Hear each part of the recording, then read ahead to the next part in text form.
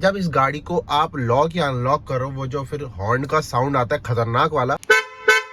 देखिए अगर आपको वो साउंड बंद करना है तो आपके पास बेसिकली Hyundai क्रेटा की दो तरह की चाबी आती है। एक आती है इसमें चार बटन होते हैं